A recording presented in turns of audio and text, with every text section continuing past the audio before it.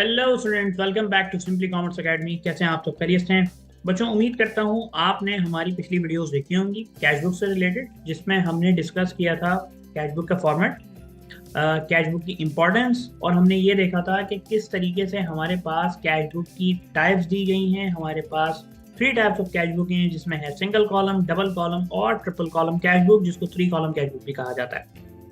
आज बच्चों जो हम क्वेश्चन आपके साथ करने जा रहे हैं, ये एक एक्सरसाइज क्वेश्चन है, और जो चीजें हमने प्रीवियस वीडियोस के अंदर सीखी हैं और समझी, हम उसको यहाँ पे अप्लाई करें। ठीक है बच्चों, तो बिना देर किए क्वेश्चन को शुरू करते हैं। और एक चीज नोट करिएगा, यहाँ पे एग्जाम के अंदर एग्जामिनर आपसे हमेशा जो कैश बुक की कैटेगरी या टाइप टेस्ट करता है वो होती है 3 कॉलम कैश बुक। ठीक है, तो नीचे जो फॉर्मेट आपके पास गिवन है वो भी 3 कॉलम कैश बुक का है। अच्छा, अब सर आपके साथ हम एक एक करके ट्रांजैक्शन लेकर आएंगे, उस पर हम जनरल अप्लाई करें, क्योंकि जैसा कि मैं आपसे हमेशा कहता हूँ, किसी भी टॉपिक की बैकबोन, उसका बेसिक्स हमेशा जनरल होता है। ठीक है, और फिर हमने कैश बुक के वो 3 गोल्डन रूल्स को याद रखना है। ठीक है, बल्कि 3 नहीं है, 4 है, जहां पे हमने पहला जो रूल जो होगा हमारा वो होगा कि हमने हर ट्रांजेक्शन के अंदर पहले इस चीज को आइडेंटिफाई करना, क्या वो कैश की ट्रांजेक्शन है। अगर उस ट्रांजेक्शन के अंदर कैश इन्वॉल्व ही नहीं है तो डेफिनेटली सर वो कैश जर्नल में नहीं आएगी, कैश बुक में हम उसे कंसिडर नहीं करेंगे। उसके बाद जो हमारे 3 रूल्स हैं वो बेसिकली हमारे क्वेश्चंस हैं, जिसकी मदद से हम उसे कैश बुक में पोस्ट करेंगे। तो आइए बिना देर किए क्वेश्चन को शुरू करते हैं। सबसे पहला जो क्वेश्चन या जो सबसे पहली ट्रांजेक्शन आपकी स्क्रीन पे है बच्चों, वो है 1 मार्च। ठीक है, अब 1 मार्च को आप देखें, Adnan Traders started business with a cash investment of ₹9,000। ठीक, अब ये बिल्कुल उसी तरीके की ट्रांजैक्शन है जो आपने इससे पहले जनरल के अंदर देखी है।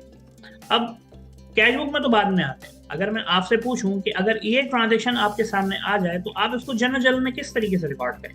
आप बहुत सिंपली लिखेंगे, यहाँ पे आप लिखेंगे यहाँ पे डेट जो कि है 1 मार्च।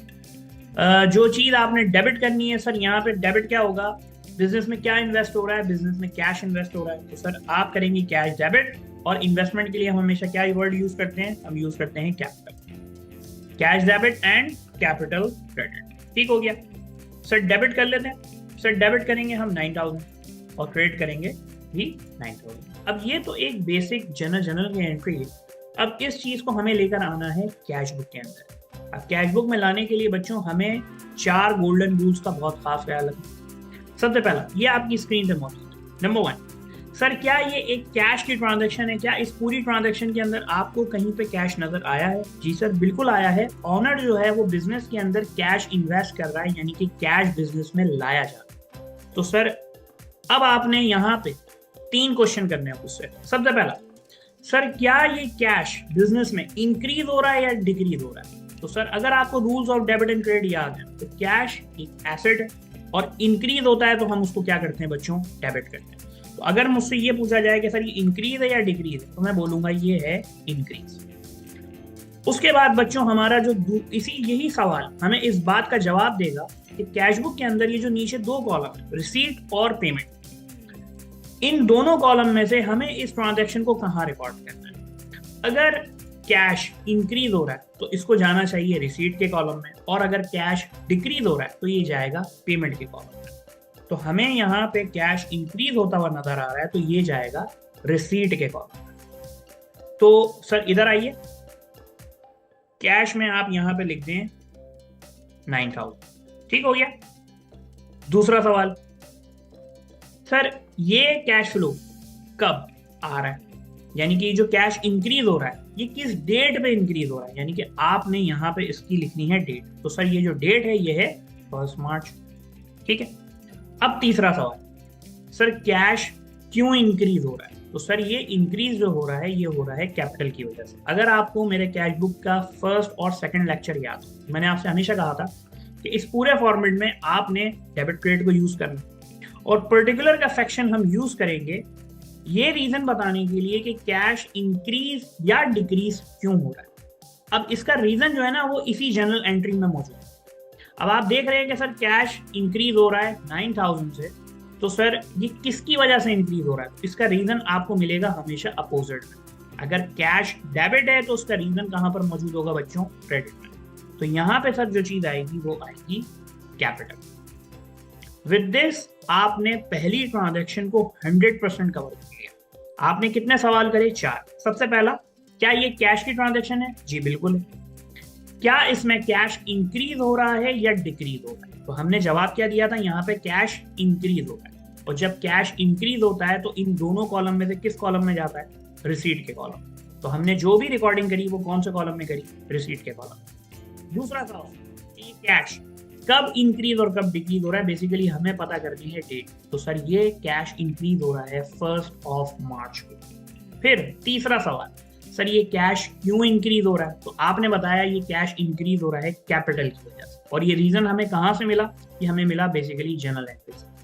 अब यहाँ पे एक चीज मैं तमाम बच्चों को क्लियर कर दूं, एग्जाम में आपसे ये सब नहीं मांगा जाता, ठीक है? आपको एक क्वेश्चन दे दिया जाएगा कुछ इस शक्ल का, इस तरीके से, और आपने इसके ऊपर अपने बैक एंड पे जर्नल एंट्रीज को पास कर, ठीक है, जैसे आप यहां बनाते हैं। और इसी ट्रांजैक्शन को जहन में रखते हुए आपने उसको डायरेक्टली पोस्ट करना है कैश बुक। तो ये आपके सामने ट्रांजैक्शन सिर्फ इसलिए की जा रही है ताकि आपका कॉन्सेप्ट स्ट्रांग हो, और क्योंकि ये पहला क्वेश्चन है तो बच्चों को बात अच्छे से समझना है। तो उम्मीद करता हूं पहली ट्रांजैक्शन हमने किस तरीके से पोस्ट करी है ये आपको क्लियर हो। बच्चे आगे बढ़ते हैं। अच्छा जी सर, अगली ट्रांजैक्शन कौन सी है? सर अगली ट्रांजैक्शन है हमारे पास sir purchase merchandise for cash. कितने से? सर 3000।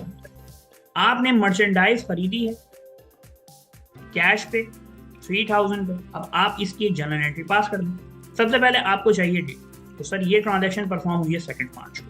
अगर एंट्री पास करेंगे तो आप इसकी कुछ इस तरीके से पास करेंगे। तो परचेज डेबिट और कैश। अमाउंट क्या है बच्चों इसकी? 3000। ठीक हो गया। अब अगेन सर कैश बुक के 4 गोल्डन रूल। सर क्या ये एक कैश की ट्रांजैक्शन है? जी बिल्कुल कैश की ट्रांजैक्शन है। ये रहा कैश नजर आ रहा है। सर यहाँ पे कैश जो है वो इंक्रीज हो रहा है या डिक्रीज हो रहा है? तो सर मुझे ये पता चला कि यहाँ पे जो है वो कैश हो रहा है डिक्रीज। क्या हो रहा है? डिक्रीज। तो सर जब कैश डिक्रीज होता है तो कौन से कॉलम में जाता है? तो जब कैश डिक्रीज होता है तो पेमेंट के कॉलम में जाता है। इट मीन हम इसको रिकॉर्ड करेंगे यहाँ पे। तो जल्दी से आइए, इधर कैश के कॉलम में 3000 लिख दें। दूसरा सवाल, सर ये कैश डिक्रीज तो हो रहा है लेकिन कब डिक्रीज हो रहा है? यानी कि आपसे पूछी जा रही है डेट। तो सर ये डिक्रीज हो रहा है 2 मार्च को। अब तीसरे सवाल का जवाब, सर ये कैश डिक्रीज हो रहा है तो क्यों डिक्रीज हो रहा है? सर ये कैश इसलिए डिक्रीज हो रहा है क्योंकि आपने मर्चेंडाइज परचेज करी है। अब ये रीजन आपको कहाँ मिलेगा? जैसा कि मैंने आपसे कहा, जर्नल एंट्री अगर आपके जहन में, तो सर ये रीजन मिलेगा आपको अपोजिट। यानी कि अगर यहाँ पे कैश क्रेडिट है तो रीजन इसका कहाँ मौजूद है? डेबिट। अब ये एंट्री आपके जहन में बननी चाहिए, ठीक है? एग्जाम में आप इस तरीके से बनाओगे तो बच्चे एक क्वेश्चन आपका जो 15 से 20 मिनट लेगा वो 1 घंटे पे चला जाएगा। तो यहाँ पे हम क्या लिखेंगे? रीजन कैश डिक्रीज हुआ है 3000 से, किसकी वजह से? परचेज की वजह से। विद दिस बच्चों आपने अपनी एक ट्रांजैक्शन और कंप्लीट कर ली। आगे बढ़ते हैं। सर अगली ट्रांजैक्शन जो है वो हो रही है 3 मार्च को। ठीक, 3 मार्च को सर ये ट्रांजैक्शन हो रही है। अब इस ट्रांजैक्शन में क्या हुआ? सर इस ट्रांजैक्शन में आपने किया है एक बैंक अकाउंट को। अब आप सबसे पहले इसकी डेट नोट करें। सर वो है 3 मार्च। एंट्री पास करेंगे तो आप कुछ न्यू पास करेंगे सर, बैंक डेबिट और कैश क्रेडिट। ठीक, अब यहाँ पे एक मसला ये है कि सर ये दोनों जो है ना ये कैश है। अगर आपको याद हो हमने फॉर्मेट में एक चीज पढ़ी थी कि एक चीज नोट करनी है आपने कि 2 ऐसी ट्रांजैक्शन है जहां पे आपने उसको दोनों साइड पे रिकॉर्ड करना है, रिसीट में भी और पेमेंट। उसका रीजन ये है कि उस ट्रांजैक्शन के अंदर डेबिट में भी क्रेडिट है और क्रेडिट में भी, सॉरी डेबिट में भी कैश है और क्रेडिट में भी कैश है। अब दोनों कैश डेबिट कैश क्रेडिट नहीं है, बेसिकली कैश की एक दूसरी शक्ल है जिसको हम बोलते हैं कैश एट बैंक, जो कि दूसरी चीज होती है उसको हम बोलते हैं cash in hand. Cash at bank short form में बैंक के तौर पे यूज होता है, जबकि cash in hand short form में कैश के तौर पे यूज होता है। अब अगर आप इस क्वेश्चन को देखें तो यहाँ पे सर ये दोनों ही कैश की शक्ल, बस फर्क ये है कि ये वो पैसा है जो मेरे बैंक में रखा हुआ है, जबकि नीचे वाला सर ये वो पैसा है जो मेरे ऑफिस या मेरी फैक्ट्री में रखा हुआ है। दोनों ही कैश है। अब यहाँ पे सर होगा ये कि जो बैंक जो डेबिट हो रहा है सर ये भी कैश की एक शक्ल है और ये हो रहा है इंक्रीज। क्या हो रहा है सर? ये हो रहा है इंक्रीज। और अगर आपको रूल याद हो, सर जब भी कैश इंक्रीज होगा तो कौन से कॉलम में जाएगा? रिसीट के कॉलम। जबकि नीचे आपको जो कैश नजर आ रहा है, सर ये कैश डिक्रीज हो रहा है, और जब भी कैश डिक्रीज होगा तो कौन से कॉलम में जाएगा? पेमेंट के कॉलम में जाएगा। अच्छा आइए सर जरा इसकी अमाउंट लिखते हैं और जल्दी से इसको पास करते हैं कैश बुक के अंदर। अब क्योंकि मुझे इस ट्रांजेक्शन के लिए दोनों कॉलम यूज करने हैं, रिसीट भी और पेमेंट भी, तो बच्चों में इसकी डेट दोनों कॉलम में डालूंगा, यानी कि 3 मार्च यहाँ पे भी आएगा और 3 मार्च यहाँ पे भी आएगा। ठीक। रिसीट साइड पे मुझे बैंक के कॉलम में अमाउंट को लिखना है, तो मैं इधर आऊंगा, बैंक के कॉलम में लिखूंगा 1000। अब 3 मार्च को बैंक बढ़ा है, किसकी वजह से बच्चों? ये बढ़ा है कैश की वजह से, क्योंकि रीजन हमेशा कहाँ मिलता है? अपोजिट में। बैंक का अपोजिट क्या है सर? वो हो रहा है कैश। अब नीचे वाली ट्रांजैक्शन को जरा रिकॉर्ड करते हैं। सर नीचे वाली ट्रांजैक्शन के अंदर कैश जो है वो क्रेडिट, कितना? 1000 से। किसकी वजह से? अपोजिट, यानी कि बच्चों बैंक की वजह से। इस तरह की ट्रांजैक्शन को बच्चों हम बोलते हैं एक कॉन्ट्रा एंट्री। ठीक।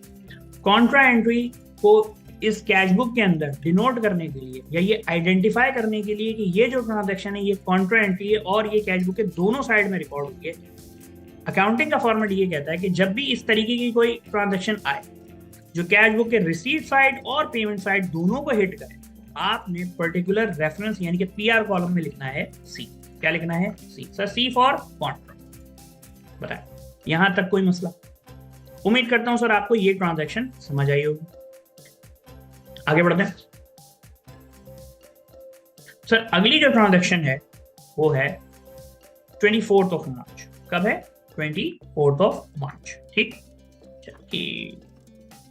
चल इधर आइए, अगली ट्रांजैक्शन को देखते हैं। सर अगली ट्रांजैक्शन जो आ रही है वो आ रही है 5 मार्च को, जहां पे हो रहा है कैश सेल। क्या हो रहा है? कैश बच्चों हो रहा है सेल। अब अगर आप इसकी एक नॉर्मल सी जनरल एंट्री पास करें तो सर आप इसकी एंट्री कुछ इस तरीके से पास करेंगे कि सर 5 मार्च को कैश हुआ है डेबिट और सेल हुआ है क्रेडिट। कितने से प्यारे बच्चों? ये हुआ है 1500 से। सर 4 रूल अप्लाई करें। क्या ये कैश की ट्रांजैक्शन है? जी बिल्कुल एक कैश की ट्रांजैक्शन। क्या इसमें कैश इंक्रीज हो रहा है या डिक्रीज हो रहा है? तो सर कैश इसमें हो रहा है इंक्रीज, और जब भी कैश इंक्रीज होता है तो कौन से कॉलम में जाता है? रिसीट के कॉलम में जाता है। इधर आइए, इस अमाउंट को रिसीट के कॉलम में नोट कर लें जल्दी से, जो कि है सर 1500। ठीक। दूसरा सवाल, सर ये पैसा इंक्रीज हो रहा है यानी कि आ रहा है, तो सर ये किस डेट को आ रहा है? बच्चों ये आ रहा है 5 मार्च को। अब आपने बताना है रीजन कि ये कैश इंक्रीज हुआ है तो क्यों इंक्रीज हुआ है? तो भाइयों ये कैश जो इंक्रीज हुआ है ये हुआ है सेल्स की वजह से। रीजन हमेशा आपको मिलेगा बच्चों अपोजिट यानी कि क्रेडिट साइड पे। ठीक है सर, आपने एक ट्रांजैक्शन और कंप्लीट कर ली कैश बुक की। आगे बढ़ते हैं, इसको थोड़ा सा नीचे कर लें ताकि हमें पूरा फॉर्मेट नजर आए। अच्छा सर अगली ट्रांजैक्शन, सर अगली ट्रांजैक्शन हुई है 15 मार्च को। कब हुई है? 15 मार्च को। अब इस ट्रांजैक्शन में हुआ क्या है जरा देख लेते हैं। Sir paid to Alam by cheque ₹1500 in full settlement of his account of ₹2000। अब आप आलम एंड कंपनी को या आलम को चेक दे रहे हैं 1500 रुपए का इन full settlement of his account 2000, यानी कि उनका अकाउंट पेबल यानी कि उधार है 2000 रुपए का। अब यहाँ पे आपने एक चीज नोट करनी है, सर ये जनरल की एक ट्रांजैक्शन है और आपको अच्छे से पता है कि इस ट्रांजैक्शन में करना क्या है। आपका एक सप्लायर है जिससे आपने सामान कभी ना कभी पास में उधार पे खरीदा था, जिसकी पेमेंट आप अभी कर रहे हैं। तो जब आप उसकी पेमेंट अभी कर रहे हैं तो सर उधार पे कितने का सामान था? 2000 रुपए का। आप दे कितना रहे हैं? 1500। पैसे कम दे रहे हैं या ज्यादा दे रहे हैं? सर आप दे रहे हैं कम। अगर एंट्री पास करूं तो शायद आपको बात और समझ में। इधर देखें, अब यहां पे आप करेंगे क्या? सर अगर एंट्री बनाए तो मैं एक लायबिलिटी को पे ऑफ करने जा रहा हूं, यानी कि मेरी लायबिलिटी हो जाएगी कम। तो सर मैं इस एंट्री को यूं पास करूंगा, सर अकाउंट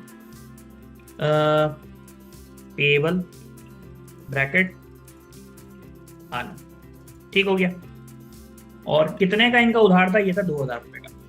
मैं इनको पे कर रहा हूँ बाय बैंक, चेक इशू कर रहा हूँ, तो डेफिनेटली मैं यहाँ जो चीज यूज करूंगा वो यूज करूंगा बैंक। तो सर अगर मैं यहाँ लिख दूँ बैंक, तो सर बैंक जो मेरा कम हो रहा है वो कितने से कम हो रहा है सर, वो तो कम हो रहा है 1500 से, क्योंकि मैं चेक जो बना के दे रहा हूँ 1500 का बना के दे रहा हूँ। तो सर मेरी एंट्री तो बराबर नहीं हो रही, क्योंकि हमने तो हमेशा सीखा है कि जनरल के अंदर डेबिट और क्रेडिट हमेशा बराबर होता है।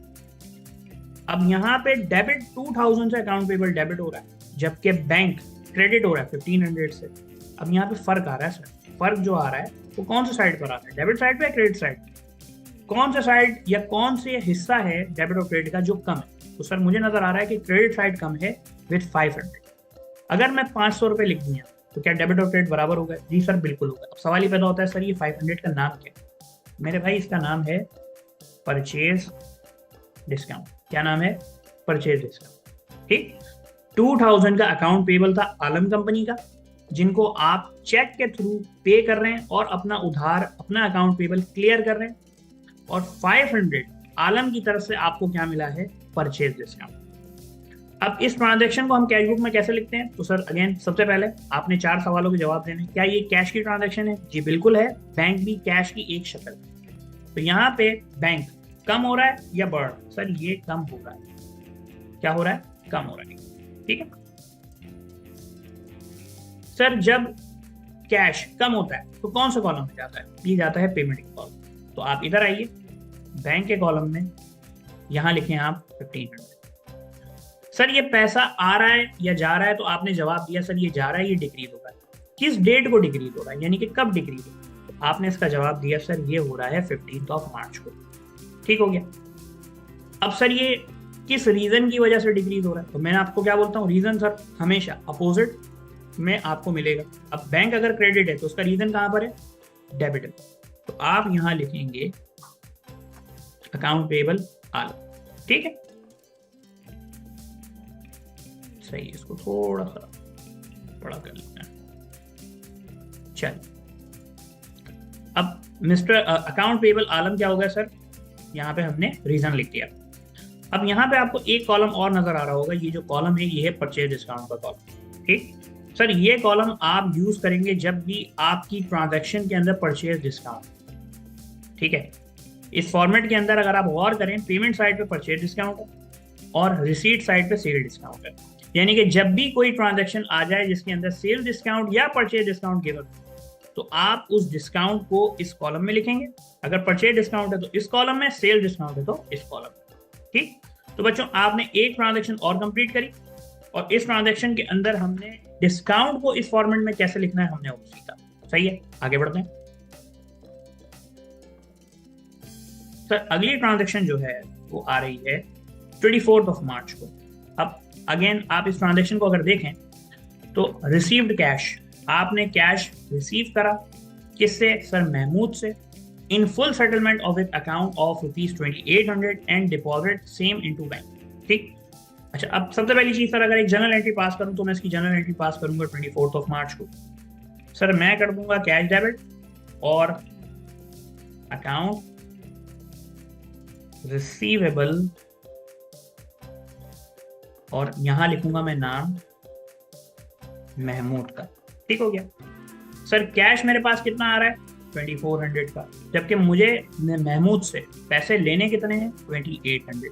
अब अगेन सर सवाल ये पैदा होता है कि सर ये जो महमूद साहब हैं इनसे मुझे पैसे कितने लेने? सर मुझे इनसे पैसे लेने थे 2800 और ये मुझे दे कितने ने? 2400। सर डेबिट और क्रेडिट बराबर तो नहीं हो रहा। तो सर जब डेबिट और क्रेडिट बराबर नहीं हो रहा तो मैं इस एंट्री को कैसे सही मान? अब अगर आप इस ट्रांजैक्शन को दोबारा गौर से देखें और अब आप क्लिक कर गए होंगे कि ये ट्रांजैक्शन क्या है। सर आपका एक कस्टमर है जिससे पैसे आपको लेने थे 2800, वो आपको दे रहा है 2400 और अब आप उसका अकाउंट भी सेटल कर रहे हैं। इट मीन सर आपने 400 रुपये छोड़ दी, यानी कि आपने उसको डिस्काउंट दे दिया। तो सर जब कस्टमर को डिस्काउंट दिया जाता है तो उसको हम क्या बोलते हैं भाई? उसको हम बोलते हैं सेल्स डिस्काउंट। क्या बोलते हैं? Sales discount. अब अगर मैं यहाँ 400 लिखूँ, सर मेरी ट्रांजेक्शन कंप्लीट हो गई और डेबिट और क्रेडिट मेरा हो गया बराबर। ठीक, अब ये तो आपने जनरल एंट्री पास कर ली। अब जरा आए और इसको कैश बुक में लेके आते हैं। तो सर क्या कैश इंक्रीज हो रहा है या डिक्रीज हो रहा है? तो सर मुझे नजर आ रहा है कैश इंक्रीज हो रहा है। तो जब भी कैश इंक्रीज होगा कौन सा कॉलम में जाएगा? सर ये जाएगा रिसीट के कॉलम में। लेकिन एक मिनट, आगे बढ़ने से पहले एक चीज सुन लें जरा। यहां इसने बोला and deposit same into bank. अब अगर सर ये 2800 पे ट्रांजैक्शन खत्म हो गई होती तो हम फौरन नीचे जाते कैश के कॉलम में अमाउंट को लिख देते। लेकिन मसला ये है, इसने कहा ये कि इधर हमें पैसा रिसीव हुआ और मैंने पहली फुर्सत में इसको कहाँ डिपॉजिट करवा दिया? बैंक के।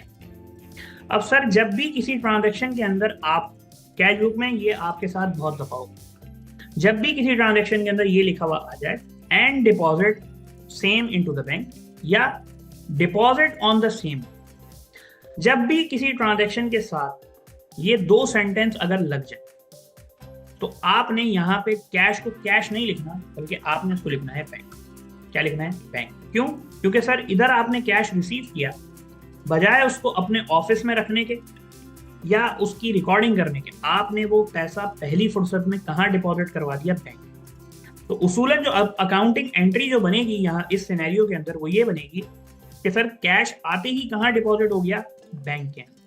तो जो चीज बड़ी है, यानी कि जो कैश बड़ा है, वो कैश इन हैंड, यानी कि ऑफिस का कैश नहीं बढ़ा बल्कि बैंक का कैश बढ़ा। और जब भी बैंक इंक्रीज होता है या कैश एट बैंक इंक्रीज होता है, हम उसको बैंक बोलते हैं। तो यहाँ पे सर ये जो रिसीट साइड पे जो हम कॉलम यूज करेंगे वो यूज करेंगे बैंक।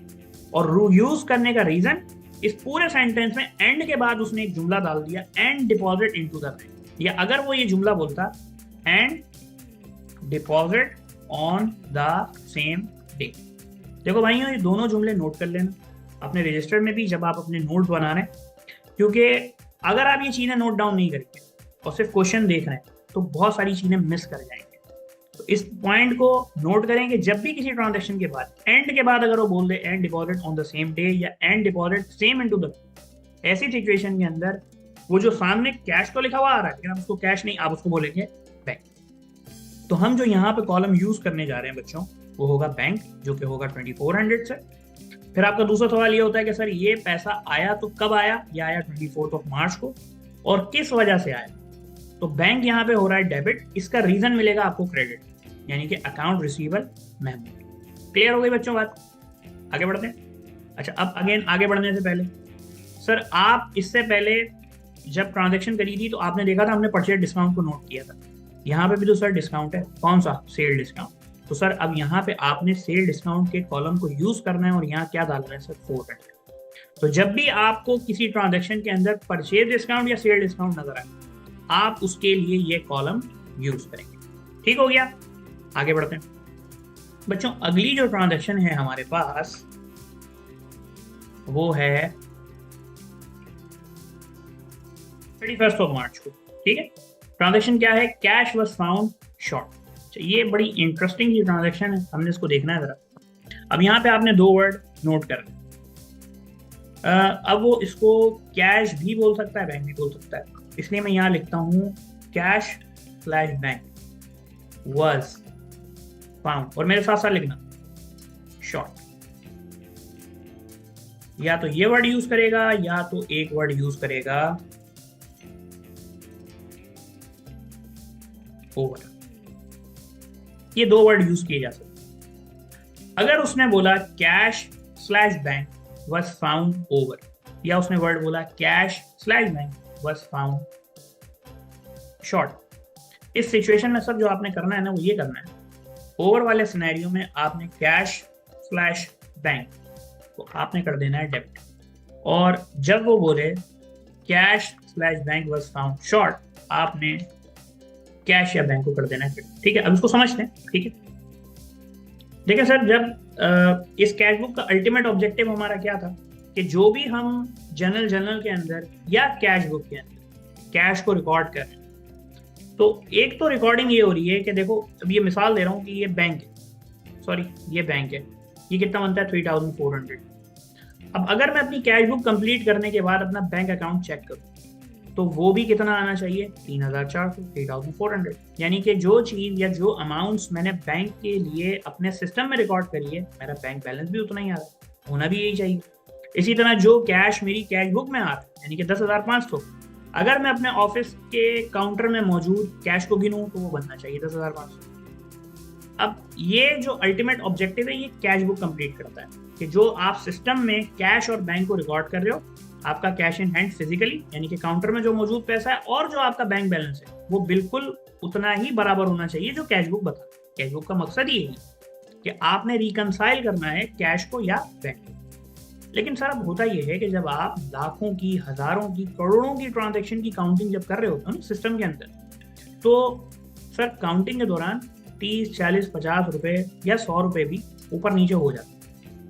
अब मिसाल दूं कि सर आपका जो बैलेंस जो है कैश बुक के मुताबिक वो आया लेट से 10,05,000, और जब आपने कैश को काउंट करा फिजिकली, नोटों को गिना जब आपने, तो वो बना 10,04,490। कितने रुपए का फर्क आया? 10 रुपए। अब क्या है, 10 रुपए के लिए काउंटिंग दोबारा करूंगा मैं जो फिजिकल कैश मौजूद है, ये जाने दूंगा? सर डेफिनेटली जब इतनी बड़ी अमाउंट्स की बात हो रही है तो 10, 20, 30, 50, 100 रुपए ऊपर नीचे होते हैं, ठीक है, नॉर्मल है सर। तो जब भी काउंटिंग के दौरान इस तरीके के वर्ड्स होते हैं ना कि वर्ड्स साउंड शॉर्ट, शॉर्ट का मतलब है कि जो मेरा सिस्टम बता रहा है कैश और जो मैंने फिजिकल काउंट करा तो उसमें थोड़े से पैसों की कमी आ गई। शॉर्टेज का वर्ड निकला है शॉर्ट से, ठीक है, तो कमी आ गई मतलब पैसा कम पड़ गया। ओवर का मतलब सर ओवर आ गया। जब ओवर होगा तो वो जाएगा रिसीट साइड और वो रिकॉर्ड होगा। अब वो जिसको भी बोले, कैश को बोले ओवर या बैंक को बोले ओवर, तो आपने वही कॉलम यूज करना है और आपने यूज करना है रिसीट का कॉलम। और जब वो बोले cash slash bank was found short यानी कि पैसा कैश में या बैंक की सूरत में कम पड़ गया, तो वो जाएगा पेमेंट के कॉलम। सिंपल सिंपल सी बात है। अब इस तरह की ट्रांजैक्शन आपने जनरल जर्नल में नहीं देखी, ठीक है, इस तरह की ट्रांजैक्शन आपने जनरल जर्नल में नहीं देखी। तो अब अगर इसकी एंट्री पास करेंगे तो क्या पास करेंगे? मैंने आपको 2 रूल लिखवाए। कैश वाज फाउंड ओवर, तो यहाँ पे आपने जिसको भी उसने बोला कैश या बैंक को, तो आप उसको करेंगे डेबिट, और अगर उसने बोला शॉर्ट तो आप कैश या बैंक को करेंगे क्रेडिट। हमारी ट्रांजैक्शन में कैश हुआ है शॉर्ट, तो यानी कि सर मैं करूंगा यहाँ पे कैश को क्रेडिट कितने रुपए थे? 50 रुपए। अब सर ये एंट्री तो पास कर दी और क्रेडिट में भी कैश लिख दिया एज पर रूल। डेबिट क्या करूँ? अच्छा, यहाँ मैं जो चीज डेबिट करूंगा ना, ये आपने नोट कर, यहाँ मैं डेबिट करूंगा मिसलेनियस, ठीक। सर जब अकाउंटिंग में ना आपको हेड्स कंफर्म नहीं होते कि ये एसेट है, एक्सपेंस है, रेवेन्यू, इक्विटी, लायबिलिटी, बिल्कुल हो सकता है जब आप प्रैक्टिकल अकाउंटिंग करते हैं वहां पे बहुत सारी जगहों पे ऐसा होगा जहाँ पे आपको हेड कंफर्म नहीं होता। तो अकाउंटिंग आपको इस चीज की इजाजत देती है कि आप उसको एक टेम्परेरी अकाउंट में डाल दो। अब ये टेम्परेरी अकाउंट आगे जाकर रिकंसाइल भी किया जाता है, लेकिन वो आगे की आपकी क्लासेस का टॉपिक है, अभी फिलहाल उस पर डिस्कस नहीं कर सकते। तो ये मिसलेनियस अकाउंट एक टेम्परेरी अकाउंट है और ये सिर्फ और सिर्फ तब यूज होता है जब आप ये चीज को आइडेंटिफाई नहीं कर सकते कि मुझे डेबिट का हिस्सा तो पता है कि क्या चीज डेबिट होनी है, लेकिन मुझे क्रेडिट कंफर्म नहीं है। इसी तरह मुझे क्रेडिट पता है लेकिन डेबिट क्या होगा मुझे कंफर्म है। अगर इसने बोला होता cash was found over by ₹50, तो सर मैं कैश को करता debit as per my given rule और क्रेडिट कर देता मिसलेनियस। इस सिनेरियो में कैश शॉर्ट था इसलिए मैंने कैश को करा क्रेडिट और डेबिट क्या कर दिया मिसलेनियस, जो कि टेम्परेरी अकाउंट। अब अगर इस एंट्री को देखें तो यहाँ पे सर मुझे नजर आ रहा है कैश डिक्रीज होता है। और सर जब कैश डिक्रीज होता है तो कौन से कॉलम में जाता है? सर ये जाता है पेमेंट के कॉलम। तो सर नीचे आइए जल्दी से, कैश के कॉलम में आप लिख दें 50 रुपी। सर ये पैसा गया है, डिक्रीज हुआ है, कम हुआ है, तो सर कब डिक्रीज हुआ है? ये डिक्रीज हुआ है 31 मार्च को। मैं यहाँ डेट लिखना भूल गया, 31 मार्च को। और सर ये क्यों कम हुआ, क्यों डिक्रीज हुआ? सर ये डिक्रीज हुआ मिसलेनियस की वजह से, ठीक है। Sir with this you have completed your cash book और यहाँ पे आपने तमाम ट्रांजैक्शंस को कंप्लीट कर दिया।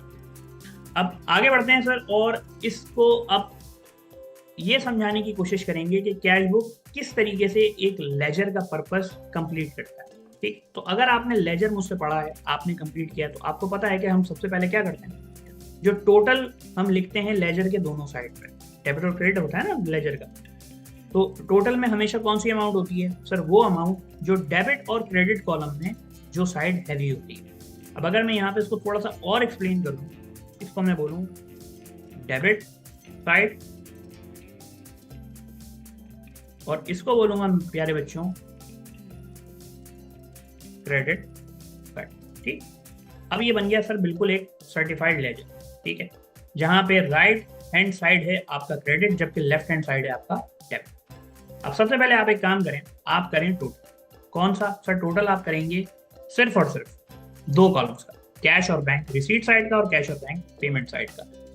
टोटल करें तो सर जरा कैश का टोटल करें तो सर वो बनता है 9000 प्लस 1500, यानी कि सर वो बना 10,500। अभी मैं इसको यहाँ लिख 10,500। ये हो गया सर डेबिट साइड का कैश का टोटल। बैंक का टोटल करते हैं तो वो बनता है 1000 प्लस 2400, यानी कि सर ये बन गया 3400। अच्छा सर, सेल डिस्काउंट का क्यों नहीं करा? क्योंकि सर रिक्वायर्ड नहीं। परचेज डिस्काउंट का भी नहीं करेंगे, आप सिर्फ कैश और बैंक का करेंगे, दोनों साइड का, रिसीट का भी और पेमेंट का भी। इधर आइए और पेमेंट साइड का टोटल करें जरा। तो सर पेमेंट साइड का जो टोटल बनता है वो बनता है 4050 और 15। अब अगर आपको लेजर का रूल याद है तो सर लेजर के अंदर टोटल में हम हमेशा वो अमाउंट लिखते हैं जो डेबिट और क्रेडिट अगर आप हैवी होती। अब हमें ये नजर आ रहा है कि डेबिट साइड 10,500 और 3,500 और 3,400 है हैवी साइड डेबिट और क्रेडिट। तो यही दोनों अमाउंट डेबिट में भी लिखी जाएंगी और क्रेडिट में भी लिखी जाएंगी। अब आपने सर बैलेंस ब्रॉट डाउन और क्रेडिट डाउन का रूल अप्लाई करना, तो आपने अब निकालना है डेबिट और क्रेडिट साइड का डिफरेंस। तो अगर मैं यहाँ लिख दूं डिफरेंस, तो सर देख लेते हैं ये डेबिट साइड है, डेबिट साइड हैवी है, इसलिए बड़ी अमाउंट में से, हैवी अमाउंट में से मैं लाइटर अमाउंट को माइनस करूंगा तो ये बनेगा 6,450। इसी तरह सर ये आ गया हमारा, मैं यहाँ लिख भी देता हूँ सर, ये कैश है और ये है बैंक। ठीक, मुझे जो डिफरेंस नजर आया दोनों में वो ये नजर आया कि the difference between debit side and credit side, cash के कॉलम में जो डिफरेंस है वो है 6,450, जबकि बैंक के कॉलम में जो डिफरेंस है वो है 1900। और आपको पता है सर जो साइड हैवी होता है उसके हम नीचे लिखते हैं बैलेंस ब्रॉट डाउन, और यहाँ पे सर अब आ जाएगी डिफरेंस वाली अमाउंट, यानी कि ये और। ठीक है बच्चों, इसी तरह लेजर के अंदर हम टोटल के ऊपर उस साइड पे जो अमाउंट जो लेजर का साइड कम है वहाँ हम लिखते हैं बैलेंस क्रेडिट डाउन, यानी कि बच्चों यहाँ पर आ जाएगा 6,450 और 1,900। अब आप देखें कि यहाँ पे आपने कैश बुक की मदद से, एक तो आपने तमाम कैश की ट्रांजैक्शन को कहाँ रिकॉर्ड किया सर? आपने रिकॉर्ड किया कैश बुक में। फिर इसी कैश बुक के अंदर आपने लेजर के रूल भी अप्लाई किए। तो वो जो, अगर आपको मेरे पहली वीडियो याद हो जहाँ पे लिखा हुआ था कैश बुक 2 पर्पस फुलफिल करता है। सबसे पहला कि ये कैश की ट्रांजैक्शन को स्ट्रीमलाइन करता है, यानी कि सब कैश की ट्रांजैक्शन को एक जगह करता है। दूसरा लेजर, यानी कि कैश बुक जो है वो आपका लेजर का पर्पस भी कंप्लीट करता है। एक लेजर की तरह आप इसके अंदर बैलेंस को ब्रॉट डाउन और क्रेडिट डाउन भी करते हैं। तो सर विद दिस आपने एक कैश बुक का क्वेश्चन कंप्लीट किया। ठीक है सर, आपसे मिलते हैं नेक्स्ट वीडियो में जहां पे हम पास्ट पेपर्स को आपके साथ डिस्कस करेंगे। ठीक है, थैंक यू सो मच।